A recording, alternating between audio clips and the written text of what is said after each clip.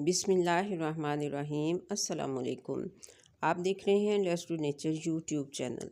नाज़रीन व सामीन कराम, जैसा कि आपने थंबनेल पे देखा कि मेरा आज का टॉपिक इस्लामिक हिस्ट्री से लिया गया है और आज मैं आपके साथ हुज़ूर सल्लल्लाहु अलैहि वसल्लम के दादा, जिनको हम अब्दुल मुत्तलिब के नाम से जानते हैं, उनका असल नाम क्या था और उनको अब्दुल मुत्तलिब क्यों कहा जाता था, इस बारे में शेयर करने वाली हूँ।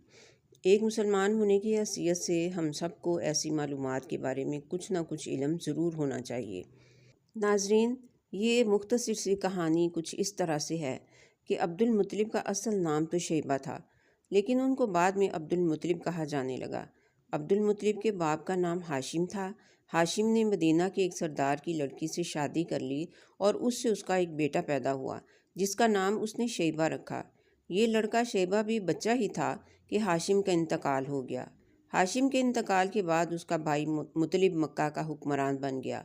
हाशिम का बेटा शैबा मदीना में ही परवरिश पाता रहा, जबकि मुत्तलिब मक्का का हुक्मरान बना रहा।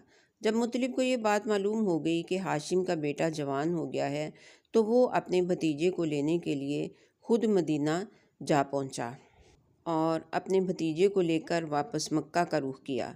जब वो भतीजे के साथ मक्का पहुंचा तो यहाँ के लोगों को गलतफहमी हो गई और उन्होंने शैबा को मुत्तलिब का भतीजा समझने की बजाय ये समझा कि वो मुत्तलिब का ग़ुलाम है और इस हवाले से उसको अब्दुल मुत्तलिब कहना शुरू कर दिया। मुत्तलिब को जब इस गलतफहमी का पता चला तो उसने सबको बताया कि ये मेरा भतीजा है, ग़ुलाम नहीं। ये हाशिम का बेटा है और मेरा भतीजा है और इसका नाम शैबा है। लेकिन वहाँ के कुछ गुमराह और शरीर लोग शैबा का असल नाम पुकारने की बजाय उसे अब्दुल मुत्तलिब ही पुकारते रहे। इस तरह से शैबा का नाम अब्दुल मुत्तलिब ही मशहूर हो गया, जिसको कि हम आज भी इसी नाम से जानते हैं।